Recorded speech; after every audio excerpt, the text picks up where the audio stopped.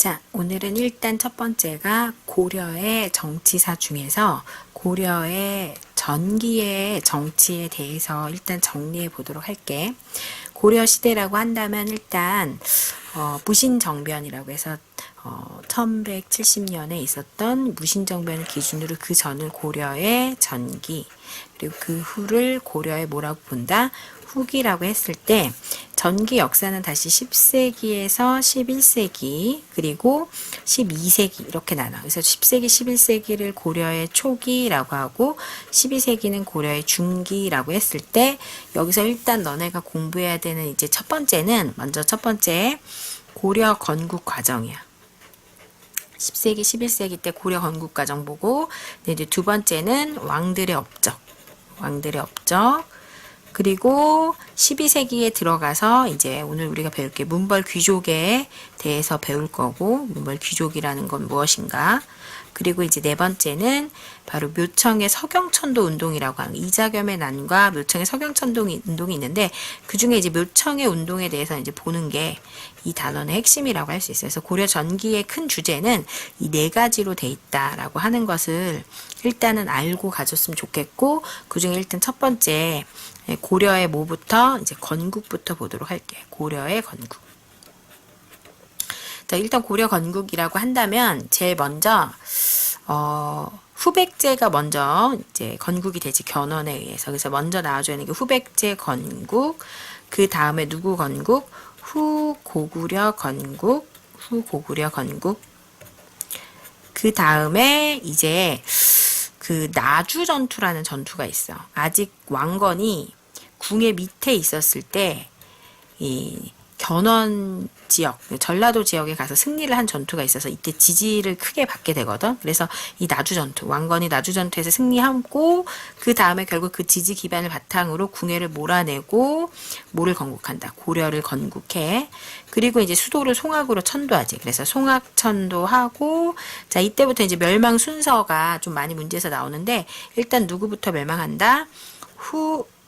후가 아니야. 발해가 먼저 멸망해. 그래서 발해가 먼저 멸망하고 나서 이때 발해 멸망하고 나서 발해의 세자 대광현이라는 그러니까 사료에도 또 나와 이 대광현이라고 하는 분이 와서 이제 투항을 하지. 그래서 대광현 투항, 발해 멸망.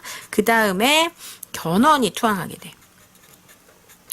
견훤에게는 아들이 있었는데 그 아들이 하나는 이제 신검이란 첫째 아들이 있고 넷째 아들인 누가 있으면 금강이 있었는데 이 금강을 견훤이 너무 좋아하지. 그래서 금강한테 왕위를 물려주려고 하니까 신검이 열이 받아서 동생을 죽이고 아빠를 금산사에 유폐한 거야. 이때 견훤이 이제 탈출해서 이제 왕건한테 투항한 거죠. 그래서 견훤 투항하고 견훤이 투항한 걸 보고 신라 경순왕이 대세는 왕건이다 라고 해서 신라가 뭐한다? 투항하고. 그치? 신라가 투항하고 나서 그 다음에 이제 결국 신검의 나라였던 후백제를 멸망함으로써 뭐를 통일하게 된다? 후삼국을 통일하게 된다 라고 하는 이 순서. 요게 나올 수가 있어. 순서에서 이제 핵심은 먼저 후백제가 먼저 건국됐다는 거. 그 다음에 나주전투 요 사이 고려 건국 전에 있었고 고려 건국 송악천도 한 다음에 이제 멸망 순서. 제일 먼저 누구 멸망? 발해 멸망. 그 다음에 누구 투항? 이거 많이 헷갈리죠. 견훤이 투항하는 걸 보고 대세다 싶어서 그 다음에 신라 투항이야. 그래서 발해 멸망, 견훤 투항, 신라 투항. 요게 나와주면 좋겠어. 그래서 우리 이제 한번 같이 요거 외워보자. 자, 무슨 전투? 나주 전투. 그 다음에 뭐 멸망, 발해 멸망, 그 다음에 누구 투항, 견훤 투항, 그 다음에 무슨 투항, 신라 투항. 그래서 다시 고려 건국 과정. 제일 먼저 후백제 건국, 후 고구려 건국, 나주 전투, 고려 건국 송악천도, 바로 먼저 발해 멸망, 그 다음에 누구 투항, 견훤 투항, 그리고 신라 투항. 그래서 요 순서 나오는 게 일단 첫 번째 문제야. 자, 이제 두 번째 주제로 가보도록 할게. 자, 두 번째 주제라고 한다면 바로 뭐에 대해서 보는 거라고 할 수 있냐면 고려 전기의 역사는 왕들의 업적에 대해서 볼 필요가 있어. 왕의 업적이라고 하면 누구의 업적이 문제에서 나오냐면 업적. 그렇죠? 제일 먼저 누구냐면 태조 왕건의 정책. 그리고 광종. 그리고 성종의 정책. 이 세 정책, 왕들의 업적을 물어보는 문제가 나온다라고 했지. 그래서 일단 첫 번째가 이제 누구의 정책이다? 바로 태조의 정책부터 볼 필요가 있어. 자, 태조라고 하면 일단 첫 번째는 민생 안정을 했어요. 민생 안정.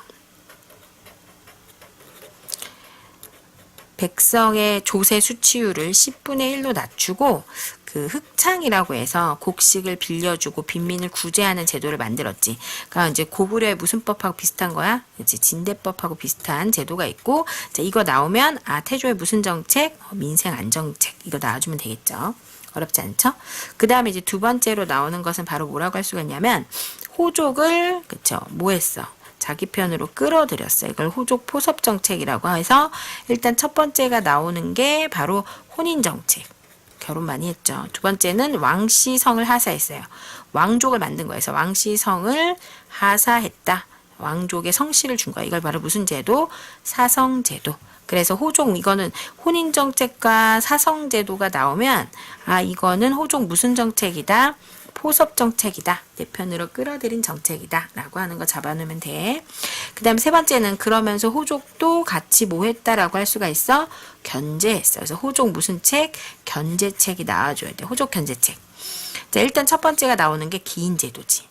호족의 자식들을 데리고 와서 일종의 이제 포로로 만든 거야. 그 지역에 어떤 자문을 하게 한다라고 하는 빌미로 수도 개경에 호족의 자식을 수도 개경에 머물도록 해서 기인이라 불렀다는 거죠. 그래서 기인 제도도 호족 견제 정책. 또 두 번째는 바로 사신관 제도라고 하는 게 있어. 호족에게 그 지역의 관리인 사신관이 되게 했던 제도라고 할 수가 있는데 이 사신관 제도가 언뜻 보면 호족 포섭 같지만 이게 호족 견제책이야. 최초의 사신관은 신라 마지막과 경순왕이거든. 신라 경순왕을 경주의 사신관으로 임명해. 자, 이 사신관이 돼. 그치? 그럼 사신관이 되면 그 밑에 이제 그 지역에 조그마한 호족들이 되게 많을 거 아니야. 그치? 근데 만약에 이 사신관이 관리하는 지역의 호족이 반란을 일으켜? 그러면 사신관이 죄를 받아. 그러니까 사신관 입장에서는 이 지역의 작은 호족들이 반란 안 일으키게 항상 뭐 할 필요가 있어. 관리해야 되겠죠. 그게 사신관 제도야. 그러니까 이제 작은 호족들이 일어나지 못하게 하는 일종의 연대 책임이지. 중대장이 책임을 받는. 그치? 요 사신관 제도도 일종의 바로 무슨 호족 무슨 책이다? 견제책이다. 라고 하는 거 잊으면 안 돼. 자, 지금 우리 태조의 정책 보고 있어. 민생안정, 호족포섭, 혼인정책, 사성제도, 호족견제는 기인제도, 사신관 봤어. 네 번째는 바로 뭐에 대해서 봤다라고 할 수 있냐면 북진정책에 대해서 봤어. 북진정책. 자, 고려라는 나라를 한 것 자체도 고구려를 계승하겠다는 의미가 있기 때문에 북진정책을 하는데 그 북진정책의 전진기지가 어디냐면 바로 서경이라는 데야. 그래서 서경을 전진기지로 해서 영토를 확장한 결과 그 결과가 중요하지. 서경을 중시해서 그 결과 청천강에서 어디까지 영토를 확장해내냐? 영흥만까지 영토를 확장했다라고 하는 말이 나와. 자, 청천강의 영흥만 지도에서 볼 수 있어야 돼. 우리나라 지도가 보면 요게 압록강, 그 다음에 목청, 청천강, 그 다음 대동강이지. 원래 통일신라 때 영토가 대동강에서 원산만까지였단 말이야. 근데 이제 두 번째 내가 얘기했죠. 이게 토끼가 아니고 호랑이잖아. 호랑이의 목청이라고 해서 호랑이의 목청까지 영토를 이렇게 넓혔어. 이 왕의 업적을 고르시오. 이렇게 나오면 태조 왕건의 업적 딱 고르면 되는 거지. 그치? 자, 그래서 지금 우리는 태조의 정책에 대해서 보고 있다라고 할 수 있겠고 바로 북진 정책의 전진기지 서경에 대해서 봤어. 그래서 태조의 정책을 봤는데 자, 이 태조가 후대 왕들에게 남긴 말이 있거든. 그게 바로 뭐라고 할 수가 있냐면 태조가 후대 왕들에게 넘긴 왕 바로 훈요 10조라고 하는 게 있고 그 훈요 10조를 분석하는 문제가 나올 거야. 그 중에서 만약에 서경을 중시할 것 이런 거 나오면 이거 무슨 정책? 북진 정책. 자, 중국의 것을 반드시 따를 필요는 없다라는 말이 나오는데 그런 것들은 문화의 무슨 수용? 주체적 수용 이런 것들 나와줘야 돼. 그리고 이분이 이제 연등회라고 하는 거, 팔관회라고 하는 것을 매년 개최하라고 하거든. 연등회와 팔관회를 매년 개최하라고 하는데 이 연등회 팔관회가 불교 행사야. 그래서 이걸 무슨 정책이라고 하냐면 불교를 좀 좋아하라 했어. 그래서 숭불, 불교를 숭상하는 무슨 정책이다? 숭불 정책을 했고, 그치? 그러면서 이제 사원을 함부로 짓지 말아라 이런 말도 했거든? 요거는 이제 풍수지리설에 따라서 사원을 함부로 짓지 말아자. 요런 게 들어가 있어. 그래서 여러분 이제 일단 후대 왕한테 남긴 게 훈요 10조다 라고 하는 거. 서경 중시 혹은 뭐 거란을 적대한다 이런 거 나오잖아? 그러면 다 무슨 정책? 북진 정책. 그치? 문화의 주체적 수용, 연등의 팔관에 매년 개최하라 무슨 정책? 숭불 정책. 그치? 선을 함부로 짓지 말아라. 무슨 설? 풍수지리설. 이렇게 나와주면 좋겠어. 자, 그럼 우리 한 번만 외워보고 넘어갈게.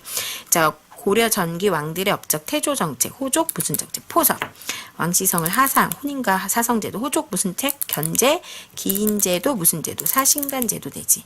그 다음 무슨 정책, 북진 정책은 서경을 중시해서 그 결과 청천강에서 영흥만까지 영토를 넓혔어. 서경을 중시하고 거란적대하라. 북진 정책. 연등의 팔간의 숭불 정책. 그치? 사원을 함부로 짓지 말아라. 무슨 설? 풍수지리설이죠. 자, 외워볼까? 첫 번째. 혼인제도 무슨 제도? 사성제도. 그치? 호족 무슨 책? 포섭정책. 그 다음 기인제도, 사신가제도는 호족 무슨 책? 견제책. 그치? 그리고 서경을 중시해라 라고 나오면 무슨 정책? 북진정책. 그 결과 청천강에서 영흥만까지 영토를 넓혔다라는 거죠. 그쵸? 그래서 후대 왕들에게 남긴 훈요 10조. 서경을 중시해라. 거론을 적대하라. 북진정책. 연등의 팔관회를 매일령 개최하라. 무슨 정책? 숭부행정책. 사원을 함부로 짓지 말아라. 바로 풍수지리설. 이렇게 나와주면 좋겠다. 자, 이렇게 해서 지금 나와 함께 고려 전기의 역사에 대해서 보고 있어. 고려 전기의 역사는 일단 첫 번째 고려 건국 과정, 그 다음에 두 번째는 태조 왕건의 정책. 자, 그 다음에 이제 세 번째는 이제 누가 나오냐면 광종의 정책이 나와줘야 돼. 광종. 광종의 정책은 너네가 많이 들어봤지? 노비안을 검사해서 노비안검법을 실시했어요. 그래서 노비를 뭐로 풀어줬어? 양인으로 풀어줬다라는 거야. 자, 그 다음 두 번째는 바로 무슨 제도를 실시했다? 과거제도를 실시했죠. 과거제도. 그래서 이제 이거는 뭐냐라고 했을 때 이것의 목적은 노비를 양인으로 풀었는데 이 노비가 호족의 기반이에요. 과거제도도 이 호족들이 정치를 하잖아. 그걸 죽이는 거죠. 그래서 광종의 노비 안건법과 과거제도는 누구의 기반을 약화시키는 것이다? 호족의 기반을 약화시켜서 왕권을 뭐 하려고 하는 거야? 강화시키려고 하는 것에 있다라고 하는 게 나와줄 필요가 있어. 자, 근데 만약에 문제에서 그냥 노비 안건법만 나왔어. 응? 자, 노비 안건법만 나와서 그 노비 안건법의 목적이 뭐냐라고 서술하라는 문제가 나온다면 하나는 호족의 기반을 약화시키고, 이게 뭐 양인이 뭐냐면 세금을 내는 사람이야. 그러니까 세금 내는 사람 들어가 하는 거니까 결국 국가 모두 확충하는 거지. 재정도 확충인 거지. 그래서 궁극적으로 호족을 약화시키고 국가 재정을 확충해서 뭐를 강화하는 것에 있다? 왕권을 뭐 하는 것에 있다? 강화하는 것에 있다. 라고 하는 것까지 쓰면 완벽하죠. 호족의 세력을 약화시키고 국가 재정을 확충하고 왕권을 강화하는 것이 바로 노비안건법의 목표다. 자, 이 밖에도 광족은 독자적인 연호라고 할 수 있는 광덕, 준풍이라고 하는 연호도 쓰고요. 그 다음 네 번째는 또 공무원의 옷이라고 할 수 있는 공복제도라고 하는 걸 했어. 그래서 공복, 옷 색깔을 정했다는 거예요. 그래서 공신 세력도 숙청하고. 이게 광종의 업적입니다. 그래서 광종, 노비, 안건법, 그치? 그 다음에 무슨 제도? 과거제도. 그치? 그 다음에 독자적인 연호, 광덕, 뭐라고? 준풍. 그리고 공무원의 옷을 정했어. 이걸 뭐라 그런다? 공복제도를 주었다. 자, 광종 외워볼까? 첫 번째, 노비안건법. 화이트가 안 나오네. 노비안건법. 두 번째, 무슨 제도? 과거제도. 그렇죠? 과거제도. 화이트가 안 나요, 여러분. 여러분을 공부시키려는 저의 의도의 딴지가 됐어요. 그 다음에 노비안건법은 호족을 약화시키고 국가 재정을 확충하고 왕권을 강화하는 거 있죠. 독자적인 연호는 광덕과 준풍, 그리고 공무원의 옷을 정해서 이걸 뭐라고 하죠? 공복이라고 합니다. 자, 광종은 노비안건법, 두 번째 과거제도, 그쵸? 그 다음에 노비안건법 목적은 호족을 약화시키고 국가 재정 확충, 왕권 강화. 그 다음에 독자적인 연호, 광덕, 준풍, 그리고 공무원의 옷을 정해서 바로 공복을 정했다라고 하는 게 나오셔야 돼요. 자, 광종의 정책을 봤다면 이제 마지막으로 바로 성종의 정책을 볼 필요가 있겠죠? 성종의 정책은 바로 무엇을 보는 것이다? 성종은 일단 첫 번째 최승로가 어디선가 들어봤을 거예요. 시무 28조라고 하는 것을 남겨서 이걸 수용했죠. 그래서 뭐라 하냐면 청컨대 외관을 두소서, 지방관을 파견해 달라 그래서 전국에 12목을 두고 누굴 파견했어? 지방관을 파견합니다.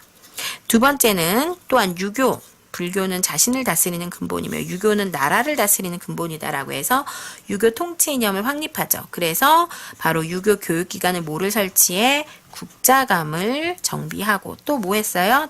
관제 이성 육부를 마련합니다. 그래서 최성종은 일단 최승려의 시무 28조를 받아들여서 전국에 뭐를 설치해? 12목을 설치하고 유교 중심의 통치 이념을 확립해서 바로 국자감 그리고 이성 육부를 확립하게 되죠. 그래서 성종은 12목 국자감 이성 육부. 그쵸? 성종은 12목 국자감 이성 육부 나오시면 되겠네요. 외워볼까요? 성종은 12목. 그쵸? 12목. 두 번째 국자감. 그 다음에 뭐라고요? 이성 육부. 잊으시면 안 되겠어요. 자, 광종부터 다시 외워볼까요? 노비안건법, 과거제도. 광종은 호족의 기반 약화, 국가재정, 확충, 왕권, 강화. 또한 광덕, 준풍이라는 연호. 그리고 바로 공복제도를 했죠.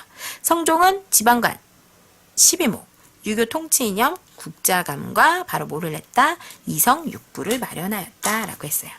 자, 그래서 이제 여러분 지금 보시면 저와 함께 고려시대 역사를 보고 있는데 고려시대 역사는 얘기했죠. 1170년 무신정변을 기준으로 그 전을 고려의 전기, 그 후를 고려의 뭐라고 하죠?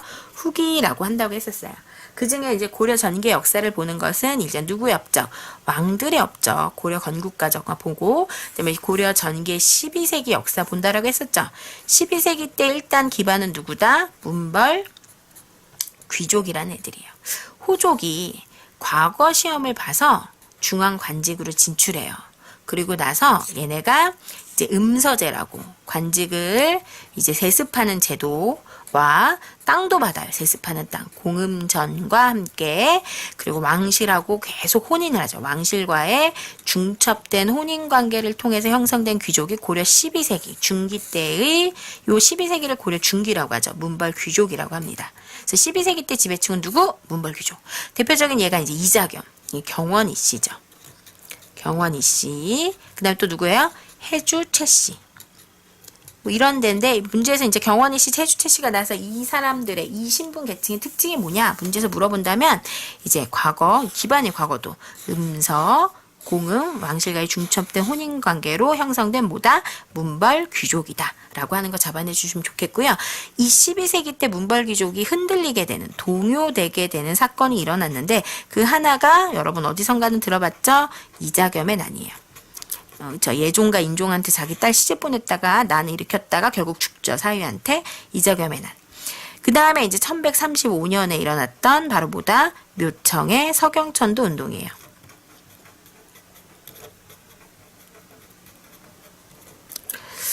제가 얘기했잖아요. 이것도 인종 때 일어난 거고 이것도 인종 때 일어난 건데 인종이 참 다크서클이 이제 눈 밑까지 내려온 상태라고 할 수가 있겠죠. 그쵸? 이재검의 난도 있고. 그쵸? 그래서 이제 묘청한테 전보러 갔다가 이제 풍수지리설 사상에 따라서 개경의 지덕은 세하고 서경의 지덕이 높아졌으니 수도를 서경으로 옮겨라 하면서 나온 게 바로 이 묘청의 서경천도 운동이라고 할 수 있습니다. 그래서 이 묘청의 서경천도 운동은 풍수지리설의 일단 기본 사상이에요. 그렇죠? 그래서 이제 약속을 서경으로 옮기기로 했지만 결국은 개경파 반대 때문에 옮기지 못하게 돼서 묘청이 난을 일으키는데 이 묘청이 주장한 게 문제에서 나와요. 주장한 게. 일단 첫 번째 당연히 서경천도 하자라고 얘기하죠. 서경천도 해요. 그다음 두 번째는 금을 정벌하자고 해요. 금나라가 있었는데 이 금을 정벌하자고 합니다. 그래서 금정벌. 그 다음에 이제 세 번째는 바로 칭제, 황제라고 칭하고 독자적인 연호를 쓰자라고 해서 칭제 건언하자라고 얘기해요. 그래서 칭제 건언, 독자적인 연호 쓰는 거예요. 연호. 그래서 본인 자체가 난을 일으켰을 때 나라 이름을 대위국, 독자적인 연호인 천계라고 하는 건 사료에 이렇게 나오면 이건 묘청의 서경천도 운동이고 주장한 내용이 왜 나올까요? 왜 서경천도 하자, 금정벌하자, 칭제 건언하자, 고려인의 무슨 의식 알 수 있어요? 자주의식을 알 수 있기 때문이에요. 하지만 결국 누구에 의해 진압당하고요? 김부식이라고 하는 개경파에 의해서 진압당하게 됩니다.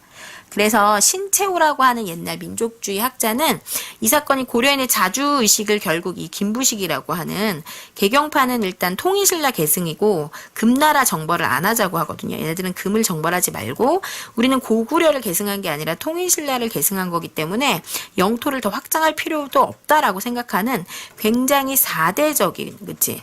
큰 나라를 섬기는 4대적, 얘네들은 자주죠. 4대적인 애들이 이 김부식 애들인데 이 개경파한테 결국은 진압당하기 때문에 이 사건은 우리의 자주성이 크게 훼손된, 그렇죠? 1000년, 네, 그렇죠? 이렇게 나오죠. 1000년 중에서 제1대사건이다 라고 하는 말이 나와요. 그러니까 문제에서 1000년 내 제1대사건 나오면 묘청의 무슨 운동? 서경천도 운동이고 주장한 것보다 서경천도하자, 뭐 정벌하자, 금 정벌하자, 칭제 건헌하자. 누구한테 진압당했다? 김부식에 진압당했다. 정리하시면 되겠습니다. 자, 그래서 고려 12세기 때 있었던 일, 하나는 이자겸에 나뉘고 하나는 묘청의 서경천도 운동으로 문벌귀족 사회에 뭐를 알렸다? 동요를 알렸죠. 자, 12세기 지배층 누구라고요? 문벌 귀족이고요. 동요를 알린 사건 이자겸의 난과 묘청의 서경천도 운동이죠. 자, 묘청의 주장과 일단 어떻게 하자? 서경천도하자. 두 번째, 금을 정벌하자. 세 번째, 칭제 권헌하자. 첫 번째 뭐라고요? 서경천도. 두 번째, 금을 정벌. 세 번째, 칭제 권헌. 다시 첫 번째, 서경천도. 금 정벌, 칭제 권헌하자고 하고 결국 누구에 의해 진압당했다? 김부식에 의해 진압당했다 라고 해서 고려시대 12세기 역사까지 봤습니다. 자, 우리가 오늘 봤던 거 지금 다시 한번 확인하고요. 마무리 한번 해보도록 할게요. 자, 일단 첫 번째 우리는 고려 건국과정 봤어요. 후 백제 건국하고 후 고구려. 자, 무슨 전투? 네, 나주 전투. 고려 건국 송악천도. 누구 멸망? 네, 발해 멸망, 견훤투항, 신라투항. 이거 잊으시면 안 돼요. 그리고 후삼국 통일이죠. 자, 그리고 태조 왕건의 정책, 혼인, 사성제도, 호족, 포섭정책. 그 다음 기인제도, 사신관제도, 호족, 무슨 책? 견제책. 그쵸? 그 다음에 무슨 정책? 북진정책에 뭐를 중시해? 서경을 중시해서 그 결과 청천강에서 무슨 만까지? 영흥만까지 넓혔다라고 하는 거 잊으시면 안 되겠어요. 그 다음 광종의 정책이죠. 광종은 노비안건법, 그쵸? 그리고 과거제도, 그치? 그 다음에 광덕, 준풍, 공복제도 했어요. 성종은 뭐 했어요? 12분 28조를 받아들여서 전국의 12목, 그쵸? 국자감, 이성육부, 그쵸? 그 다음 12세기 때는 누구의 세계? 문벌 귀족사회인데 이걸 동요를 알리는 사건이 하나는 이자겸의 난이고 하나는 묘청의 서경천도 운동인데 묘청이 주장한 거 서경천도 하자, 금 정벌하자, 칭제 건헌하자, 그리고 결국 누구한테 진압당해? 김부식에 의해서 진압당해서 문제에서 1000년의 제1대사건 나오면 누구다? 묘청이다 라고 하는 거 정리하면 되겠습니다. 여러분 여기까지 보셨다면 그 뒷얘기 또 다음 챕터 꼭 보셔야 돼요.